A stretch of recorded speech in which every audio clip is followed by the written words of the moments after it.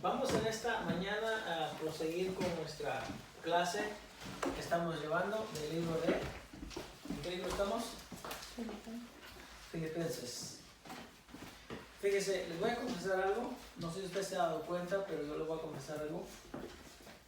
Llevar la enseñanza de un libro es difícil. Es difícil porque cuando usted lleva la enseñanza de un libro verso por verso, usted tiene que buscar una explicación o enseñar acerca de los versos que se encuentra ahí.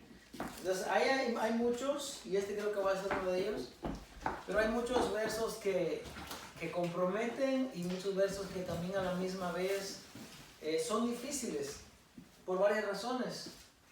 Son difíciles porque muchas veces no entendemos o no conocemos el contexto cultural de aquel tiempo, y también son difíciles porque a veces hemos aprendido ideas equivocadas o conceptos equivocados porque lo hemos escuchado por muchos años.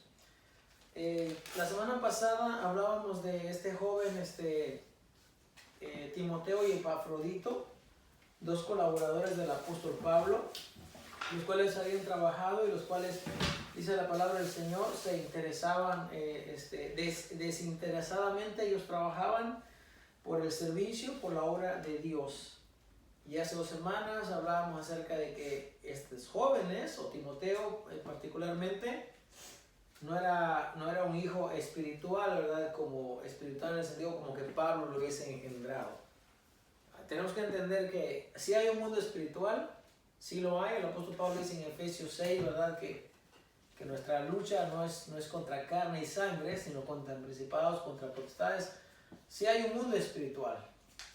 De hecho, de paso, hace unos días yo vi un posteo, siempre lo veo, pero hace unos días yo comenté, de una persona que está en otro lugar. Entonces dice que hace situaciones como de espiritismo y cosas así. Y entonces yo puse un comentario ahí y quitaron el comentario y todo, porque hay personas que creen o que piensan que pueden meterse a un mundo espiritual y como ordenar o como desacomodar cosas y luego aplicarlo a tu vida, y es un desastre, la verdad. Un joven me contaba y me decía, a mí me sucedió una situación muy fea. Dice, yo tenía un negocio y luego empecé a mirar unos gatos negros y empecé a... tú estás loco, le dije, tú lo que necesitas es convertirte al Señor, le dije, porque mientras tú sigas en ese mundo haciendo ese tipo de actividades o de vida, claro que te vas a relacionar con todo eso y claro que te va a afectar. Le digo, tus padres son cristianos, tú necesitas venir al camino del Señor y reconocer que hay un Dios. ¿Por qué a mí no me da miedo nada de eso? Le digo, ni creo en esas cosas. Porque yo tengo quien me proteja, quien me guarde. El Señor Jesús dijo, que está en tu mano, nadie lo va a arrebatar. Pero mientras tú estés fuera, le dije, del camino, claro que tú vas a ver todo eso. Entonces, sí hay un mundo espiritual, pero en el mundo espiritual nosotros los cristianos no nos metemos como hace mucha gente, que piensa, porque solamente es mental, piensa que se puede meter a desatar y a atar y a como dicen, se empoderan, ¿no? Y se suben a ese escalón más arriba, entonces pueden hacer cosas. Son cosas que no entienden, la verdad. Y por falta de entendimiento de la palabra se llegan a esas conclusiones. Entonces, no hay tal cosa como padre espiritual. Sí hay, pero nuestro padre espiritual es Dios. Nosotros somos engendrados de Dios. Lo cual les dice Juan 1, no son engendrados de carne ni de sangre, sino de nuestro Padre. Y Él es nuestro Padre. Entonces, vamos en esta mañana a seguir con Filipenses 3. Y vamos a leer, vamos a quedarnos en 2, quizás en 3 versos esta mañana. Y no vamos a ir corriendo, vamos a explicar lo que esto significa y qué propósito, qué alcance tiene esto a nosotros en este día. Dice la palabra del Señor, Filipenses 3, 1 y 2. Por lo demás, hermanos, gozaos en el Señor. A mí no me es molesto el escribiros las mismas cosas, y para vosotros es seguro. Guardaos de los perros, guardaos de los malos obreros, guardaos de los mutiladores del cuerpo. Le voy a pedir por favor a mi esposa que lea el verso 3 y el verso 4, por favor. ¿Igual de Filipenses? Sí. Dice, porque nosotros somos la circuncisión, los que en espíritu servimos a Dios y nos gloriamos en Cristo Jesús, no teniendo confianza en la carne, aunque yo tengo también de qué confiar en la carne. Si alguno piensa que tiene de qué confiar en la carne, yo más.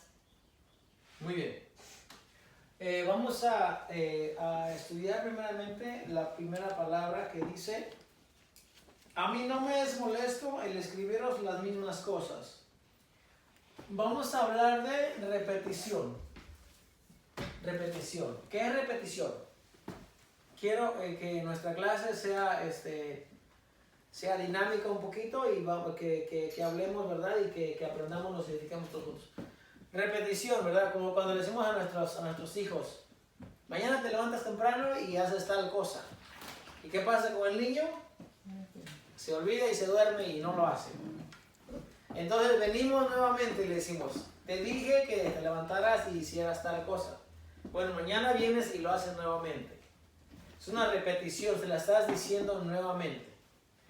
El Señor, o nuestro Dios, dijo en Deuteronomio 6, dijo: y estas palabras que te mando hoy, las repetirás a tus hijos, y las enseñarás andando junto al camino, cuando te levantes, al acostarte, y estarán por señal en los frontales de tu puerta y en los postes de tu casa.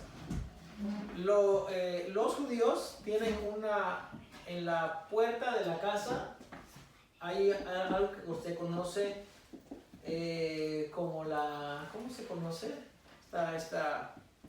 Una porción de la escritura que ellos tienen en la puerta, y muchas veces esa porción contiene salmos o contiene algún libro, ¿verdad? de la Torá, del libro de Moisés, los primeros 5 libros. Y eso es una señal de que ahí en esa casa se practica la ley de Dios, y todo aquel que llega tiene que sujetarse y tiene que vivir bajo las reglas que hay ahí, porque es una casa judía donde se lee, donde se aplica la ley de Dios. Entonces, la repetición es necesaria, porque si no repetimos, no aprendemos. Tristemente es así. Si no repetimos las cosas, a nosotros los seres humanos se nos olvida. ¿Usted se acuerda lo que aprendió en la escuela, en la primaria o en la secundaria? ¿Se acuerda? Casi no, porque fue muchos años que estuvimos en la escuela. De repente, así como memorias, se acuerdan de ciertas cositas, pero casi no. ¿Por qué? Porque a uno se le olvida. Hemos visto el caso de mucha gente que ha venido a Estados Unidos y ha aprendido el idioma inglés, ha vuelto a su país, se ha llevado a sus niños pequeños hablando inglés, y ya en 4 o en 5 años ellos ya no hablan el idioma. ¿Por qué? Porque no lo repiten. Entonces Dios quería en un principio que su ley estuviera en nuestros corazones. Acuérdense, cuando hablamos de ese tiempo, vamos a ir a Deuteronomio 6, por favor. Cuando hablamos de ese tiempo, estamos hablando de un tiempo en el que no hay cuadernos, en el que no hay lápices, en el que no hay aparatos electrónicos, no hay esas cosas que hoy tenemos para recordarnos. Si usted va muchas veces hoy en día al website o a la internet, y usted busca artículos que han sido escritos hasta el año, quizás, no sé, 90, 94, 2000, usted puede ver, porque hay enciclopedias, Y hoy en día usted no tiene necesidad de andar cargando con toda esa información en su mente. Porque es muy fácil realmente recurrir a esos medios. Entonces, el verso 6 del capítulo 6 dice Jehová el Señor hablando. En el verso 1 dice, son los mandamientos, estatutos y decretos que Jehová tu Dios, o Jehová vuestro Dios, mandó que se enseñase, para que los pongas por obra en la tierra, a la cual pasáis vosotros para tomarla.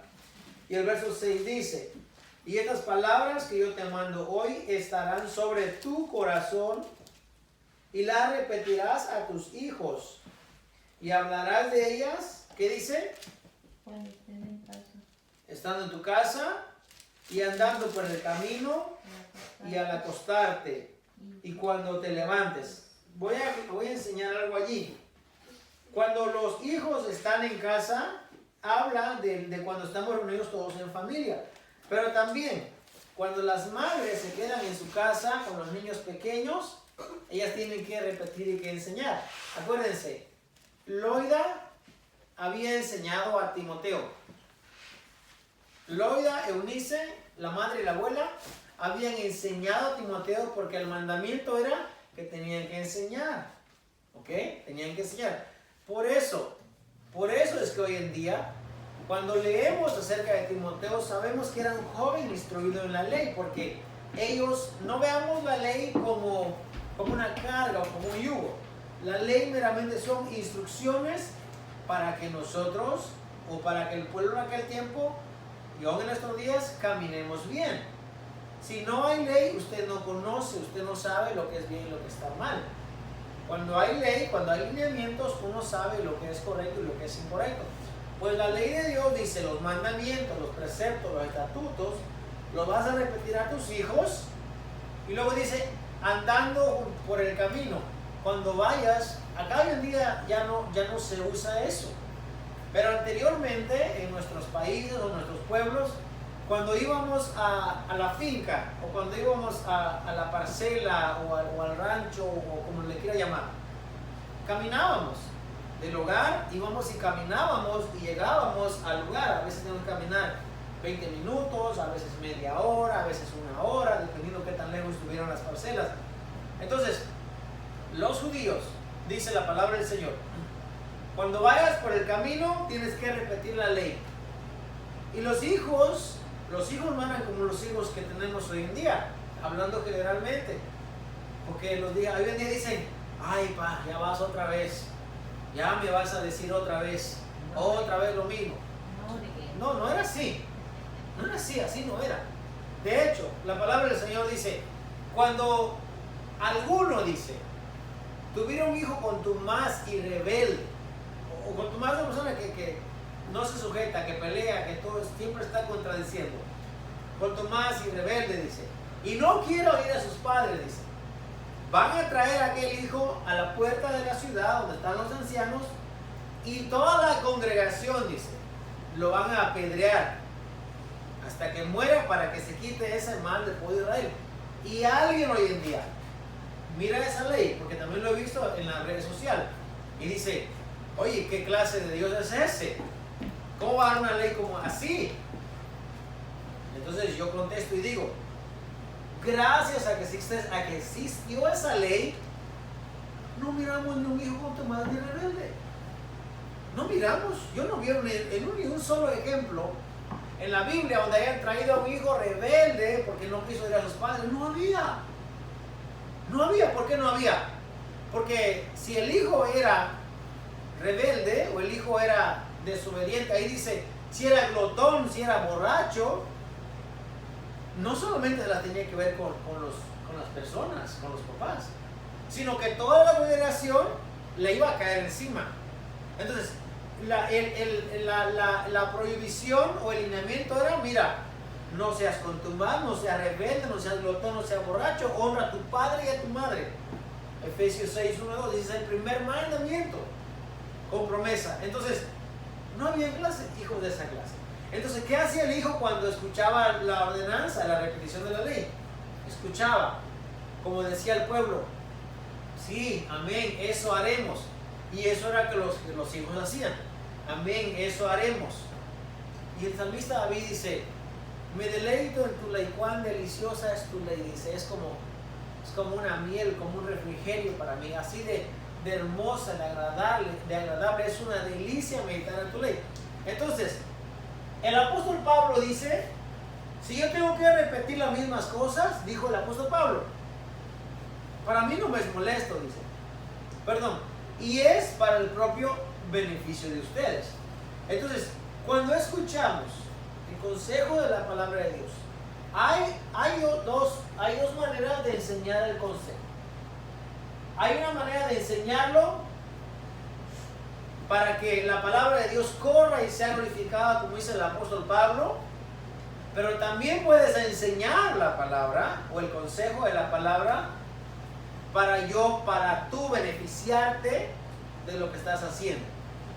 Entonces, cuando el Señor dice que la palabra corre y sea glorificada, tú vas a enseñar el consejo de la palabra porque tú quieres agradar a Dios. Acordémonos, nosotros, como dijo el apóstol Pablo, ¿qué es Apolos? ¿Qué es Pablo? Solamente somos servidores. Y esto dice, de acuerdo al don que Dios puso en cada uno. Entonces, no es para beneficio mío, es para beneficio de la palabra de Dios. Y el apóstol Pablo dice, a mí no me es molesto, dice, escribir las mismas cosas. Lo cual quiere decir que ya se los había dicho o explicado o enseñado anteriormente. Entonces, la repetición. Hay otra parte de la Biblia, cuando los judíos, y siempre van a escuchar que en nuestras enseñanzas hablamos mucho de los judíos. ¿Por qué? Porque la palabra del Señor dice en Romanos, a los judíos les fue entregada la palabra. Y además dice, de ellos, según la carne, vino Cristo, dice la palabra. Entonces, los judíos son un pueblo, lo estamos viendo ahora en el libro de Shemot, como ellos, lo vimos cuando ellos empezaron a ser formados con los patriarcas. Ahora lo estamos viendo como Dios lo llama a mi pueblo. A mí quiere decir pueblo, Dios los llama como pueblo. Entonces, con ellos Dios empezó a trabajar. Si hay alguien que puede decir, no como dice hoy en día la religión tradicional muchas veces, la Iglesia Católica es la mera buena, la principal, la primera, porque Pedro y empiezan. No, si vamos a hablar de eso, vamos a hablar desde donde a ellos se le llama pueblo, desde Éxodo 3, ¿sí? Si vamos a hablar de un pueblo, vamos a hablar de ellos, vamos a ser honestos. Si vamos a decir que hay alguien que nos lleva ventaja y que sabe y conoce la Escritura, vamos a hablar de ellos. Entonces, nuestros ejemplos se basan en ellos. ¿Por qué? Porque Jesús fue judío, el apóstol Pablo fue judío. Yo no estoy enseñando religión, definitivamente ese no es mi tópico. Yo no enseño religión. Yo no enseño religión porque yo no lo sé todo. Yo solamente enseño la luz, el entendimiento que Dios ha dado en su palabra para el pueblo. Entonces, hay una parte también en la palabra del Señor de la repetición. Y la repetición también está cuando ellos se juntan para comer la Pascua. ¿Okay?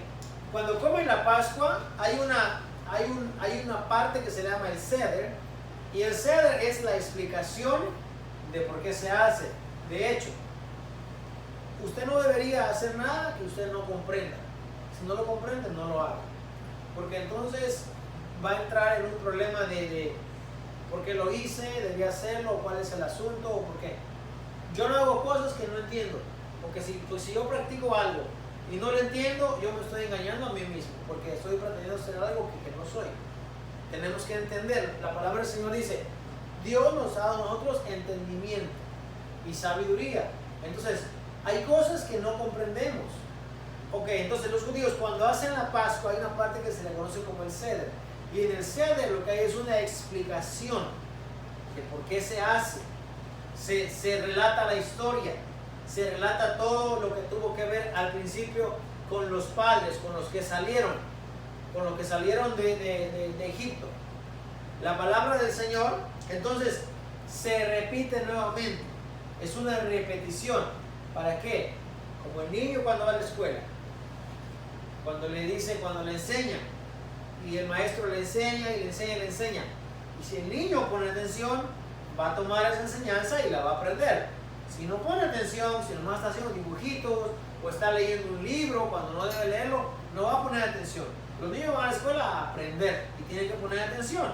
Yo siempre les he dicho, cuando su maestro a ustedes les habla, ustedes deben de obedecer, porque el maestro está ahí para enseñarles, para educarles. Mientras les esté enseñando, cuestiones de libros, cuestiones de conocimiento. Ahora hay ciertas cosas también hoy en día que los maestros no van a enseñar porque no quiero lo enseño. Ok, entonces, nosotros, dice la palabra del Señor, la repetición del apóstol Pablo es para nuestro beneficio. Dice el apóstol Pablo, a mí no me es molesto escribir las mismas cosas y para vosotros es seguro. ¿Qué quiere decir? Que escuchar la palabra del Señor trae un beneficio realmente también para ellos como congregación. Voy a entonces ir al siguiente punto. El apóstol Pablo dice allí mismo en el verso 2, guardaos de los perros, guardaos de los malos obreros, guardaos de los mutiladores del cuerpo. Ok, estos personajes que el apóstol Pablo está mencionando aquí, los está poniendo en una categoría, mutiladores del cuerpo. Ok, hay tres clases de personas acá que el apóstol Pablo lo está poniendo en una sola categoría. Guárdense, cuídense, apártense, manténganse lejos de ellos. ¿Qué entendemos por estos personajes o por estos tipos de personas? ¿Alguien opina? ¿Qué es un perro para empezar? No como el perro de hoy en día, porque el perro de hoy en día vive mejor que yo. El perro de hoy en día vive ahí. El perro de hoy en día hasta me quiere morder a mí, que yo soy el que le voy a comer. Fíjense, no me quiere, me ladra cuando llego a mi casa, pero cuando voy a comer, ahí anda cerquita de mí, quiere que yo le dé mi comida. Okay. Hoy en día, hasta fíjese hermano, lo que son las cosas. Si Dios sigue dando vida a la humanidad y permite, ¿verdad? De aquí a 15 o 20 años, ya definitivamente va a haber, aunque creo que ya hay. Yo creo que ya hay, como estamos hoy en día tan avanzados, lugares donde uno pueda llevar a su perrito para que ahí dé a luz, ¿verdad? Ahí para los animalitos y los cuiden y todo. Me imagino que ya hay. Sí. Ok, bueno, entonces, los perros hoy en día están teniendo una condición o un lugar mucho mejor que los seres humanos. Porque la gente muchas veces hoy en día, y yo no digo que está mal, pero es que ir al extremo sí está mal. Prefieren salvar la vida de un animal, ¿verdad? Y dejar que los bebés se mueran. Eso tampoco es correcto. Pero los perros que habla la Biblia no son como los chihuahuitas que están acá. Les voy a dar unos ejemplos en la Biblia que hay. Los perros, y también Apocalipsis 22:15 dice que los perros no van a entrar. Los perros se van a quedar afuera. Hay un problema grande hoy en día que hemos visto, que la gente llama perro a otra persona sin conocer a esa persona, y eso es un grave error también. Porque una persona puede decir algo en la red social, pero se puede malinterpretar, se puede dar lugar a la mala interpretación. Entonces, yo no puedo llamar perro a una persona a menos que yo no sepa o que yo no juzgue cuáles son sus acciones. Yo, así como usted, tiene derecho y deber de juzgar. Debemos, dice el apóstol Pablo, examinarlo todo.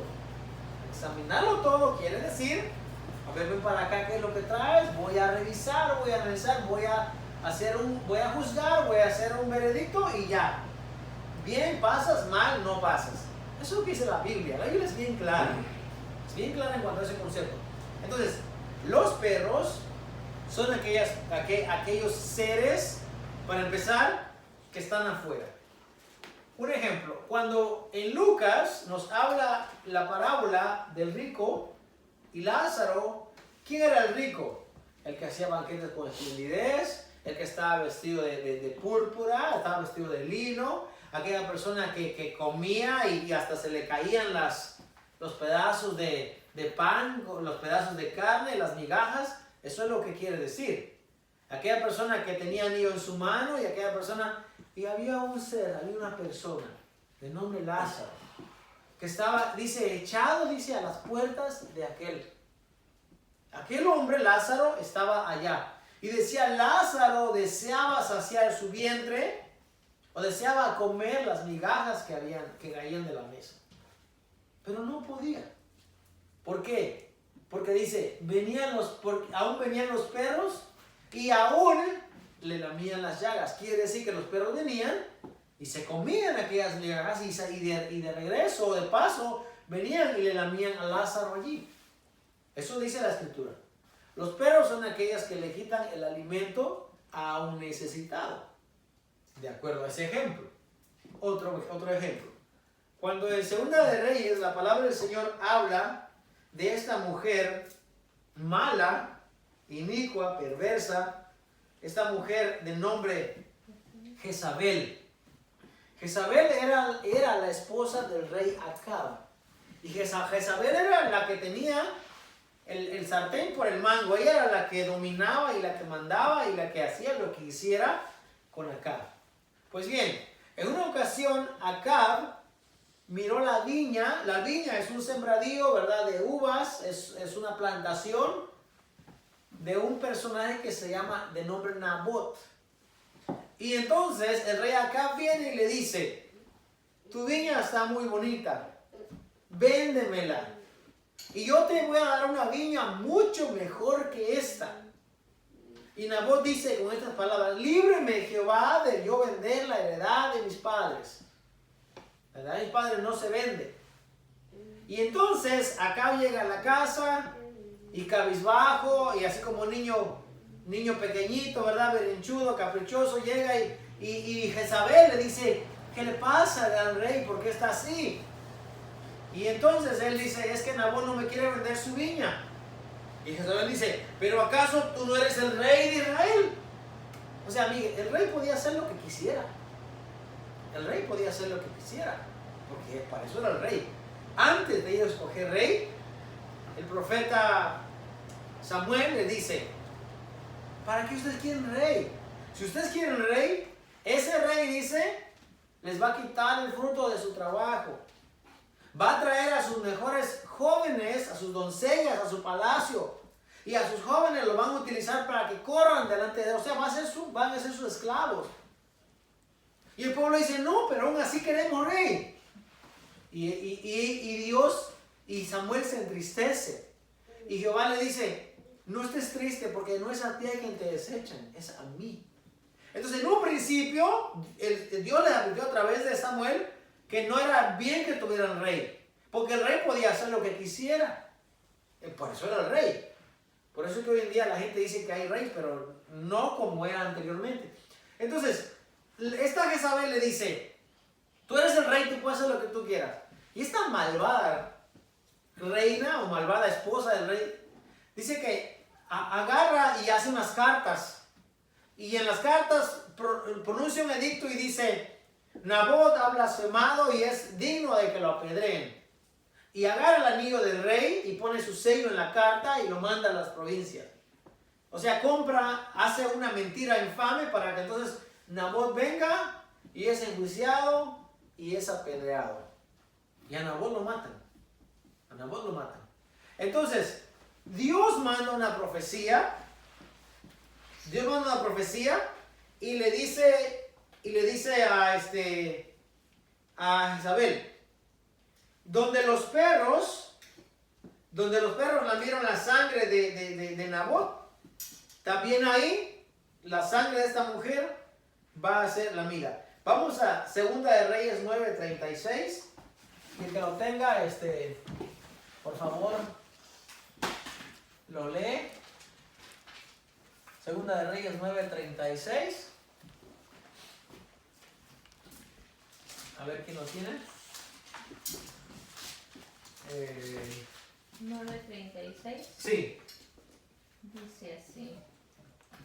Y volvieron y se lo dijeron, y él dijo, esta es la palabra de Dios, la cual él habló por medio de su siervo Elías Tisbita, diciendo, en la heredad de Jezreel comerán los perros las carnes de Jezabel. Ok. Ajá, sí, sigue. Y el cuerpo de Jezabel será como estiércol sobre la faz de la tierra en la heredad de Jezreel, de manera que nadie pueda decir, esta es Jezabel. Muy bien. O sea que los perros van a venir y van a comer y van a terminar con todo.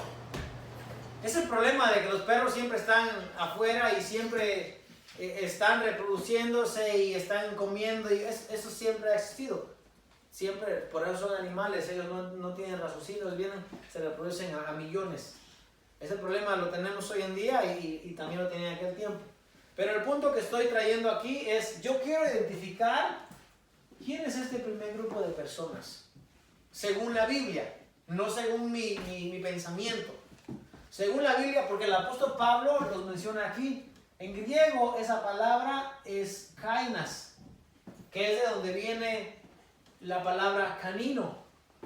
De ahí viene esa palabra del griego kainas y de donde agarramos canino, la raza canina. Entonces, yo quiero saber quiénes son estos perros o de dónde trae el apóstol Pablo esa idea o ese concepto para ellos decir que nos guardemos de ellos. Yo quiero saber quiénes son, porque cuando el apóstol Pablo habla, el apóstol Pablo no habla de lo que, este es mi pensamiento, o esto es lo que yo digo, o así es. Él habla de lo que él ha vivido y ha experimentado y ha escuchado y ha vivido toda su vida. Entonces, la comparación que él hace, cuando dice guárdense de los perros, yo quiero saber quiénes son los perros para yo guardarme de ellos. ¿Y cómo voy a saber quiénes son los perros? No voy a ir a buscar un ejemplo hoy en el siglo XXI para saber quiénes son los perros. Porque en el siglo XXI los perros son los que viven y duermen en la casa del dueño de la casa, dentro de la casa. Duermen en la cama del dueño de la casa. Comen en la mesa o cerca de la mesa del dueño de la casa. Esos no son los perros que habla la Biblia. Los perros que habla la Biblia son estos animales que están afuera, que cuando hay un alboroto ellos vienen y comen y se llevan todo. Y ya vieron, comieron la carne de Jezabel, lamieron la sangre. Esos son los perros. ¿Qué otro? Vamos a buscar otro ejemplo acá en 1 Samuel 17:43. Y les voy a parafrasear esa frase. Dice este filisteo que viene a hacer una guerra contra los israelitas. Y dice, si ustedes me dan un hombre que pelee conmigo y yo lo venzo, ustedes son otros esclavos. Pum, se acabó la guerra, no más guerra. Pero si él me vence, nosotros vamos a ser sus esclavos. Y entonces cuando ve a David que viene, dicho sea de paso, muchas veces pensamos y decimos, el filisteo, pues, pobrecito David, o qué ventaja tenía David. Usted sabe que David tenía mucha más ventaja que lo que tenía el filisteo. El filisteo traía, les voy a decir esto, traía un escudo y traía una lanza. ¿Ok? Mire bien. ¿Cuántos shots tú tienes o cuántos chances tú tienes con una lanza a una distancia lejos? Solamente tienes una. ¿Ok? Un chance, one shot, that's all you got, one shot. Porque una vez que tú tiras la lanza, no tienes más lanza para tirar. Tu contrincante debe estar a una distancia muy cerca de ti para tú poder atacarlo con ese gran escudo y con ese gran tamaño. Yo miré eso en una película también, cuando un hombre viene y le tira una lanza y ya, se acabó. Ellos no traen dos lanzas. El filisteo trae una lanza y trae un escudo. Yo explico esto porque mucha gente dice, pobrecito David solamente tenía una honda y 5 piedras. No, pobrecito no. ¿Sabe? La honda de David era como un shotgun como un arma, como un arco realmente, porque David podía tirar esa honda a una distancia de 300 yardas. Podía tirarla. Usted no sé si lo ha visto, pero esa honda es un pedazo de cuero y con dos lazos de cuero también. Y la piedra va en la honda así como un encaje.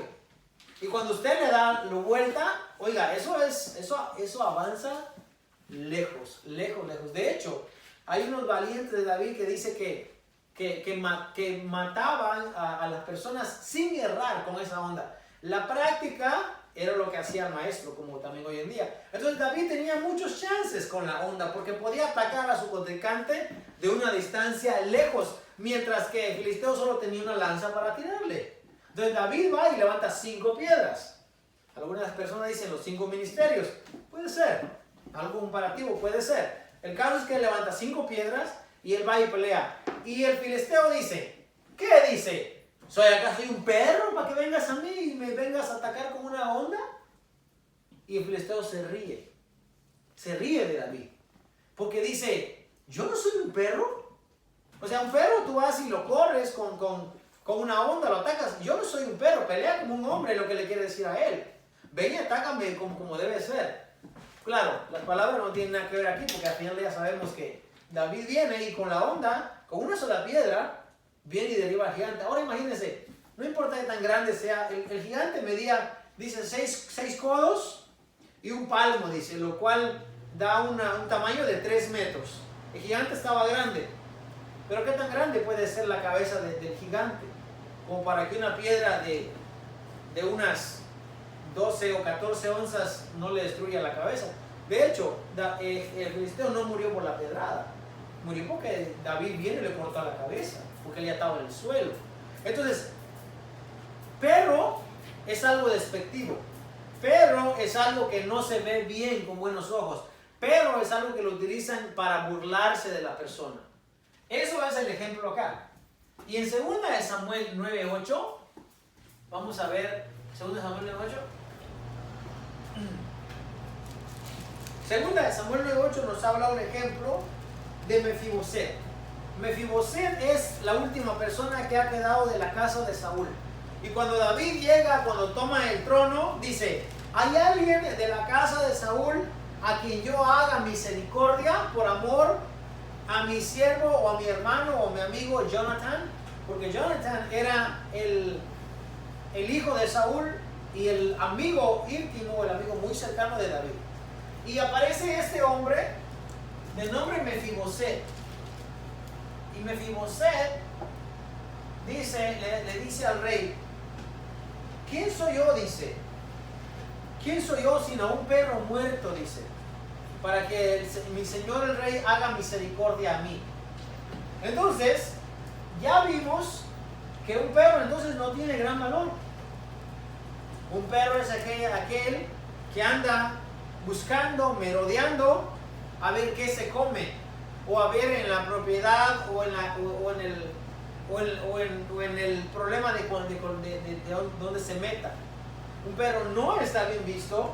Entonces, el apóstol Pablo trae este ejemplo y dice, guárdense de estos. Ahora, si lo miramos en el tiempo del apóstol Pablo, ¿quiénes son los perros? Los perros del apóstol Pablo lo va a relacionar con aquellas personas que vienen y dispersan el rebaño. ¿Usted sabe de dónde vienen los perros? Los perros vienen de los lobos. Los lobos, los coyotes, los perros salvajes y hoy en día los perros domésticos. Dicho sea de paso, un perro de antes de que la gente empezara a hacer sus experimentos y alterar la genética, usted sabe que el perro que más se parece al lobo es el pastor alemán. Y del pastor alemán se vinieron demigrando la raza de esos animales, y hoy en día llegamos desde un lobo así impotente y grandote y feroz, llegamos a un puro, aunque también los puros tienen diente. Chihuahua el otro día mordió a Jesús, también tiene diente. Lo que me refiero es que se ha ido perdiendo su esencia de lo que es el perro. Pero anteriormente los perros vienen de los lobos. ¿Y qué hacen los lobos? Dice el apóstol Pablo en Hechos 20. Él llora con ellos y dice, después de mi partida, dice, cuando yo me vaya, van a venir lobos rapaces, dice, que no van a perdonar el rebaño. sino que se van a entrometer entre ustedes y van a hacer y van a deshacer como ustedes. ¿Quiénes son los perros? Aquellos que vienen y se entrometen y aquellos que vienen a quitar lo que no les pertenece. En la parábola del rico y Lázaro, aquellos perros venían y se comían las migajas y aún dice le lamían las llagas a Lázaro. Eso es lo que hacían. Y en el ejemplo que hemos dado del libro de Reyes, los perros son aquellas personas aquellos animales que vienen y comen la carne, comen la sangre de las personas caídas, las personas que ya no tienen vida. Ellos vienen y hacen, como dicen, hacen un motín. Entonces, ahora, estos perros que el apóstol está hablando, claro que se está refiriendo a personas. Solamente que está usando ese nombre para llamarles a ellos, para que la iglesia, para que el pueblo esté alerta y sepa de quiénes tienen que cuidarse. Si preguntamos hoy en día, ¿quiénes son los perros de los cuales tenemos que cuidarnos? Yo le voy a decir quiénes son. Los que no enseñan la verdad del evangelio, los que no enseñan la sana doctrina. Y los que no enseñan la sana doctrina son aquellos que tergiversan y manipulan la escritura para su conveniencia. Y yo no estoy hablando de una persona en particular, sino estoy hablando de un grupo de personas. Hay un grupo de personas hoy en día que manipulan la escritura para su conveniencia. Incluso muchas veces dicen, Dios me dijo, Dios me habló, o esta es la revelación que ha llegado a mi vida, o yo tengo la revelación fresca. Esa clase de gente son las que el apóstol Pablo les llama perros y dice, guárdense de ellos. Y esa clase de personas está en el mismo círculo de donde están los malos obreros y los mutiladores del cuerpo. Ahora, los malos obreros, claramente dice esta la palabra, malos obreros son aquellos que no trabajan para beneficio de su Señor. ¿Qué es un obrero? Un obrero es aquella persona que usted va y lo contrata, y como dice la parábola de los que llegaron a la última hora, salió a la hora primera, a las 6 de la mañana, dice, ven a trabajar a mi viña. Y luego sale a la hora tercera y a la hora novena y a la hora 11ª y dice, ven a trabajar en mi viña. Un obrero es aquella persona que usted va, lo contrata, y viene y hace el trabajo como debe hacerlo, usted le paga y se va. Eso es un obrero. Ahora, un mal obrero es aquella persona que usted lo contrata. Yo hoy en día he visto muchos ejemplos de personas que cuando llegamos a los trabajos, en vez de estar trabajando, están hablando por teléfono. O están en el teléfono mensajeando y así. Esos no son buenos obreros. Porque el obrero no está contratado desde el momento en que la persona decide, te voy a pagar tales dólares o tales cantidad de pesos y va a ser de esa hora hasta tal hora. Ese es el contrato que hay. Y el obrero en ese tiempo no se debe a nada más sino trabajar para el que lo contrató. Entonces, el Señor dice, ustedes han sido llamados para que vengan y trabajen en mi viña. ¿Okay? Pero la viña no es de ustedes, ¿okay? La viña es del Señor. Entonces, un mal obrero es aquella persona que no trabaja para su Señor, sino trabaja para sus intereses. Ese es un mal obrero.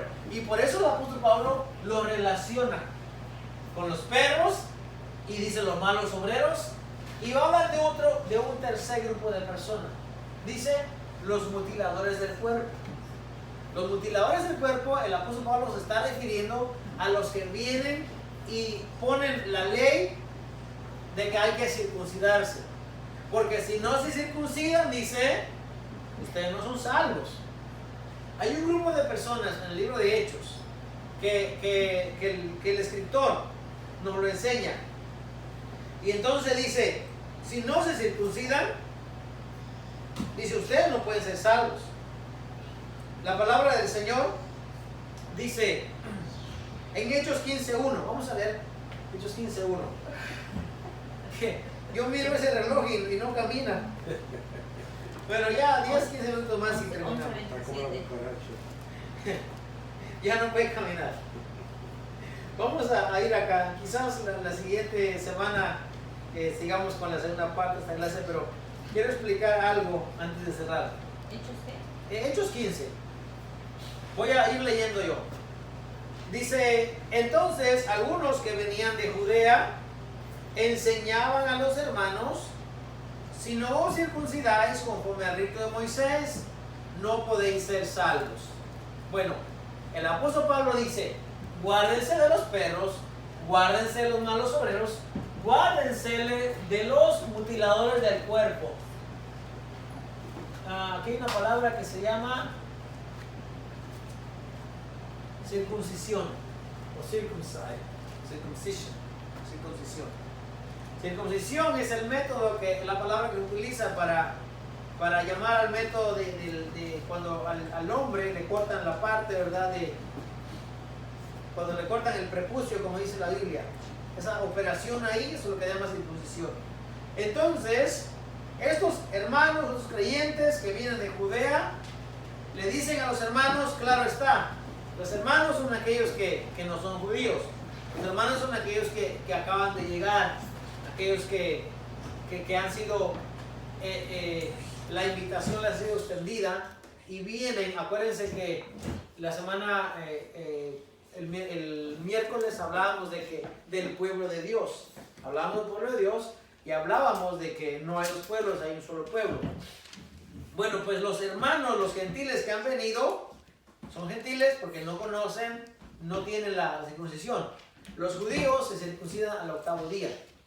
Como dice el apóstol Pablo, si alguien tiene que gloriarse en la carne, yo también, dice, yo también soy judío, a mí también me circuncidaron al 8º día, y yo también tengo esa marca del pacto en mí. Entonces la circuncisión, dicen unos hermanos que vienen y dicen, si no se circuncidan conforme al rito de Moisés, no pueden ser salvos. El apóstol Pablo dice, guárdense de ellos. ¿Por qué? Porque dice guárdense de ellos. Porque ellos están poniendo la circuncisión como un requisito para ser salvos. Como un requisito para ser salvos. Y la salvación no se basa en los méritos que usted y yo podamos hacer. Es más, no hay mérito que usted y yo podamos hacer que nos pueda garantizar y decir, yo soy salvo porque hice, o porque hago, o porque vivo de esta manera. No hay ninguna manera que nosotros podamos hacer ningún mérito. El apóstol Pablo dice, porque por gracia sois salvos por medio de la fe. Y esto, dice, es un don de Dios, es un regalo de Dios.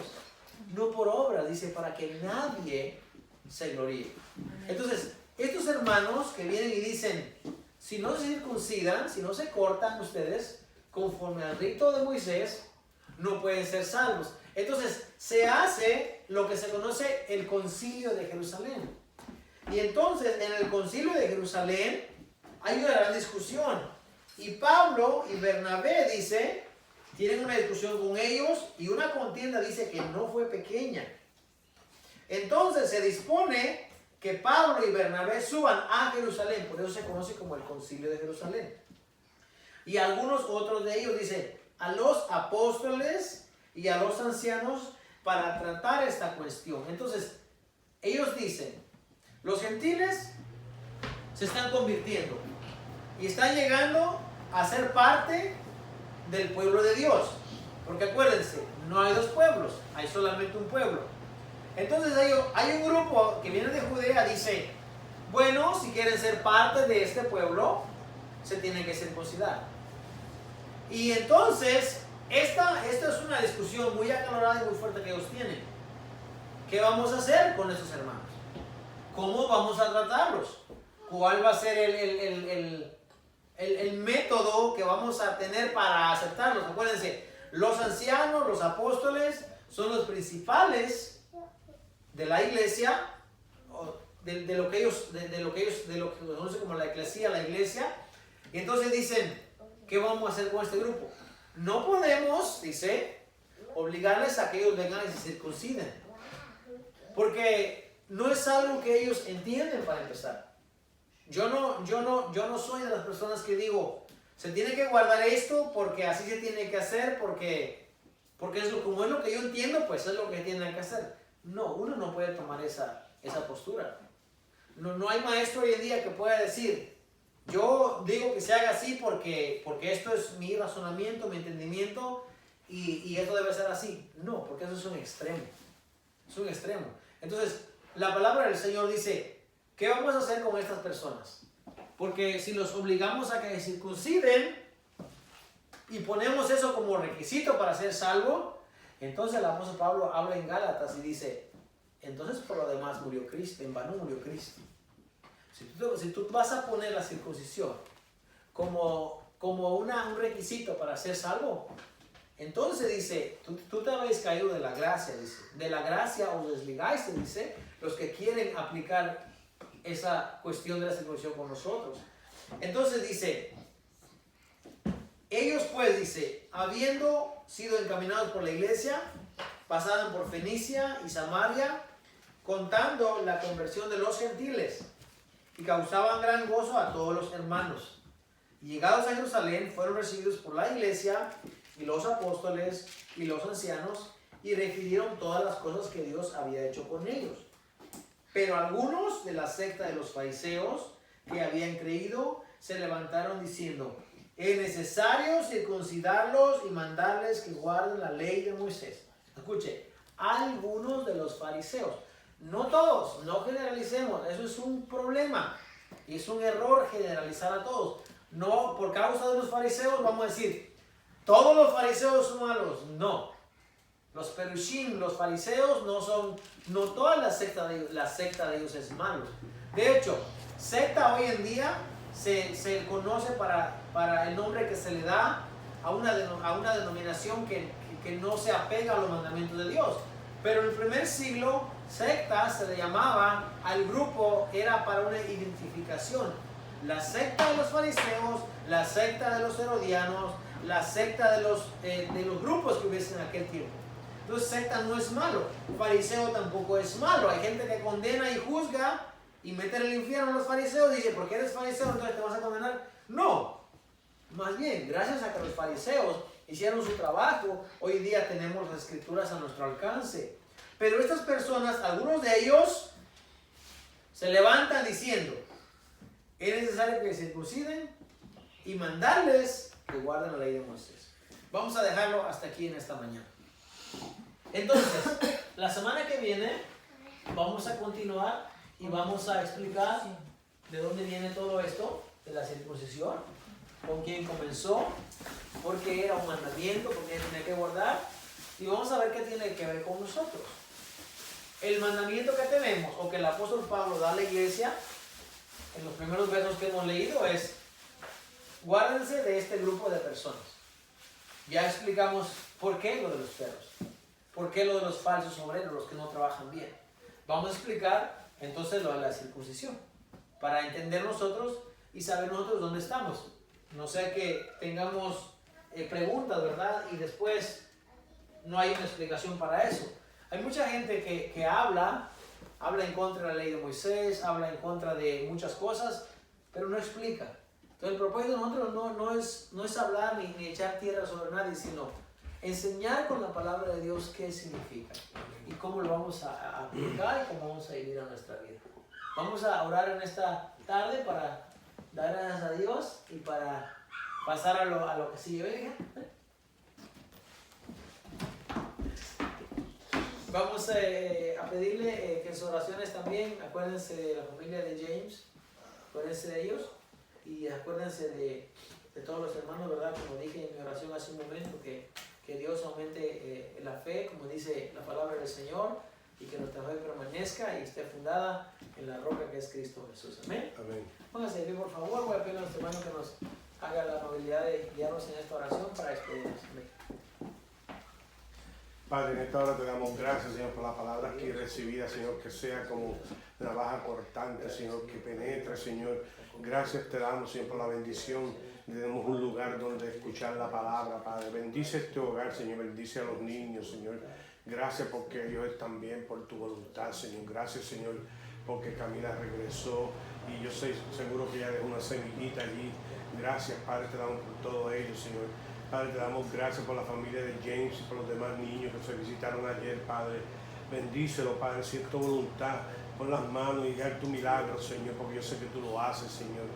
Gracias, Padre, te damos por nuestros trabajos, nuestros hogares, por nuestra familia, nuestros niños, nuestros nietos, Padre, por nuestras esposas, Señor, porque tenemos salud, Señor. Gracias te damos por la vida, Padre. Gracias por todas las personas que estuvieron conectadas, Señor. Dales una bendición a cada uno, Señor. Gracias y que sigan este evangelio creciendo, Señor, que puedan llevar esa palabra que se ha leído hoy aquí, Señor, que puedan esparcirla para que crezca, Señor. Te damos gracias, Señor, porque tú eres bueno en nuestras vidas, Padre, en nuestros alrededores, con nuestros vecinos, Padre. Te damos gracias, Señor, porque en nuestros trabajos tenemos, Señor, pan. Gracias, Padre, te damos por todas las bendiciones que a diario recibimos. Gracias, Señor, te damos en el nombre de Cristo Jesús, Señor. Amén, Padre Santo. Gracias, Señor Jesús. Amén. Vamos a terminar, Dios bendiga, hermanos. Nos vemos en la siguiente clase. Y vamos a terminamos.